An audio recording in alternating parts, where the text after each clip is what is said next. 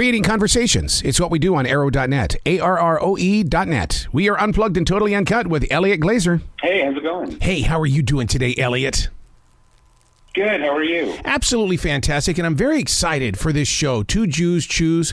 It's just amazing how you can take the subjects and make us laugh on the inside, sharing it with those that we're going to continue this out here on the other side of the flat screen. You're the seed planter, and we're going to grow with it.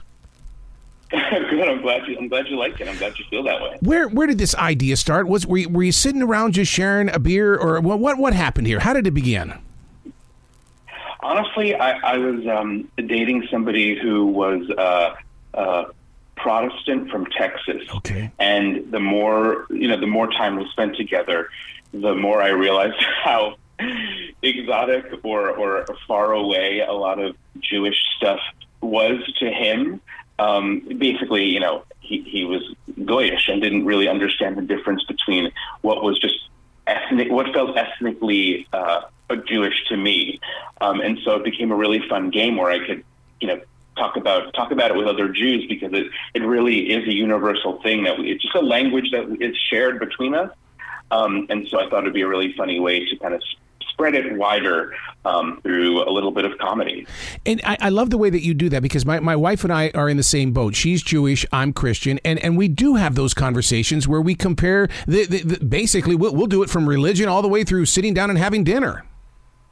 Of course, you're comparing notes.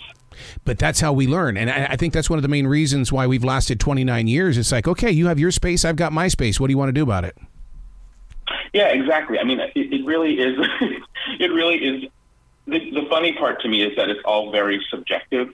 It's not based on like real facts or data or science. Jews can drink milk with dinner if they want to, but of course it just feels super Goyish to those of us who are Jewish. You just feel it in your bones. And so I think it's just a really funny thing to talk about. It's kind of irreverent, but once you know. One of the things where we laughed out loud was when you compared hot dogs and hamburgers, and you said, oh yeah, hot dogs are definitely Jewish food. Yeah, it's just like, oh, yep, like in my brain, it's like, yes, Nathan's or Coney Island, right. Kosher beef. Like it just, I know exactly where to go with it. And honestly, like, so do other Jews. And it's just funny to talk about a shared experience that feels like it's born out of just existing, but there's a lot of comedy that comes from that. And I think that's why the show works, but also why it's so zippy and fast, and we could just kind of roll with it. It's pretty casual and easy to cover. If you knew how many times my wife and I stood there in front of the hot dogs, and she's reaching for the Nathan's and I'm reaching for the Oscar Mayer, I mean, it really does break it down. Oh yeah, I mean, it just feels. Again, it's just like in our bones, and it's so funny to share it with the rest of the world. And of course, there are people and shows and stuff in the world, like ephemera, that just feels Jewish, that I think people gravitate to in general. Bernie Sanders or Larry David, Seinfeld, New York culture in general.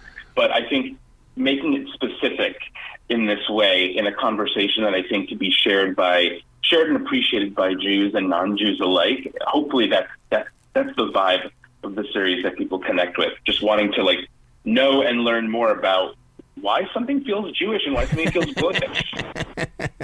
I would rather be at the beach. My wife would rather be at the pool. And I mean, and it's like it's just amazing how that and you talk about it.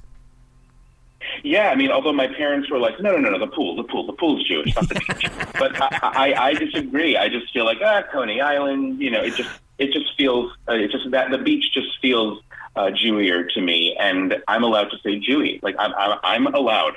I can say it, and even if you technically can't say it, or you would get canceled for saying it, it's fine by me, but I'm happy to carry the torch.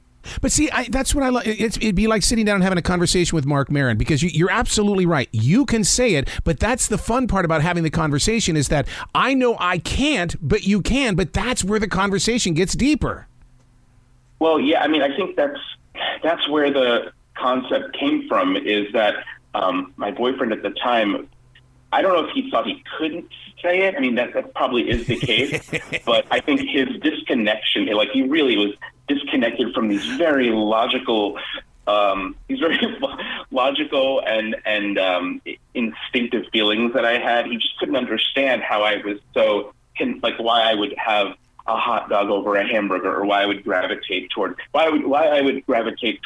Russian dressing versus like ranch. You know, he would dip his pizza in ranch, and I was like, what planet are you from? You know I'm the minority here, but I'm like, what planet are you from? What are you doing? Now, do you break it down to the point to where on Hanukkah it's Chinese food after the family get together? We got to go to the Chinese restaurant. No, that's Christmas. On Christmas when you have Chinese food. On Hanukkah, you actually have like latke or more traditionally Jewish food. But yeah, again, it's like, I don't know if everybody knows. I don't know how many people know outside of the tri-state area that, on Christmas, the Jews get Chinese food. Like, it's just something we all understand, the Chinese food in a movie, but it's fun to share it with the rest of the world, especially people who, again, might not understand it, might not be aware of it from a distance. It's just fun, especially during Jewish American Heritage Month. It's fun to bring it into the conversation through light, funny, zippy comedy that just feels conversational.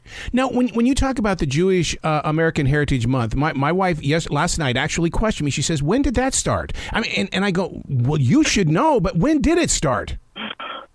I'm like her. I have no idea. I'm just glad it exists because, honestly, part of the idea was born out of the rise in anti-Semitism, in the past few years. Yeah. I mean, it never really goes away. And I always start the episodes by saying, you may not love the Jews, but, we don't mind. Just, we judge you. We may judge you, but we don't hate you, because it always feels like someone's out to get us, or like there's always a rise in anti-Semitism somewhere.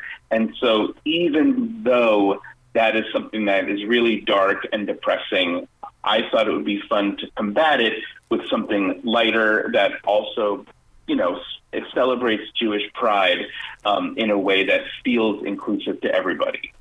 Now, the Zoom touch appeal, I mean, is that the simple, when you talk about the simplicity and stuff like that, make it look like a Zoom, because our viewers are going to tap in because they're used to seeing Zoom. They're going to feel like that they are right here in this moment with us. Yeah, I mean, unfortunately, it's like a means to an end because, I've shot this over the past year or so, and, ostensibly at this point, or at that point, we definitely had to do everything over Zoom. But quite honestly, it just makes things easier by now. And although I did do it in person with Josh Peck, most of them we had to do on Zoom because of scheduling, but also because of the pandemic. And but at this point, I think everybody's just used to it. I mean, we're doing it on Zoom right now. Like it's just a way of the world that I think is going to stick around because it makes life easier. I love it because I love the texture of it because it's original and nobody else is doing it with the conversations that you are. Now, sadly, there's only 5 episodes. You can't stop at 5, Eliot. You're starting something. Well, hopefully Comedy Central is listening, or somebody wants to make it into a full-blown TV show, because doing it on digital is still an awesome way to start. It's an awesome and easy way to get the videos into people's feeds. Again, I hope that it's the kind of thing that feels not just multi-generational, but that, appeals to everybody of all ages, because, my parents who are in their 60s totally speak the language, but I think people who are older and plenty of people who are younger will understand it and get it. And it's, it's bite-sized, it's digital. So I think that hopefully makes it really fun and easy to digest. So now, where did the name come from, Two Jews Choose? Because I could just hear a movie trailer guy going, tonight on Two Jews Choose. I mean, it's just perfect. Where did it come from? I don't know. I like things that rhyme, and I like coming up with like punny nonsense, and it just felt appropriate. Although my mom is still having trouble remembering it, which kind of bums me out because I think it's pretty easy to remember. Yeah. But it's also a tongue twister as well. I mean, you say it fast enough, you're going to go. That's right. It's hard, but it's also funny to say Jews and choose, because honestly, like, that could be Jews choose. It rhymes on it rhymes too closely on purpose. Like, why not? Why not make it a tongue twister? Well, good job, dude. I cannot wait to talk to you more in the future because you just let your creativity flow, and I just love you for that. Oh, thank you. That's so nice of you to say. I really appreciate it. Thank you. Well, you be brilliant today, okay, Eliot? Thanks. I appreciate it.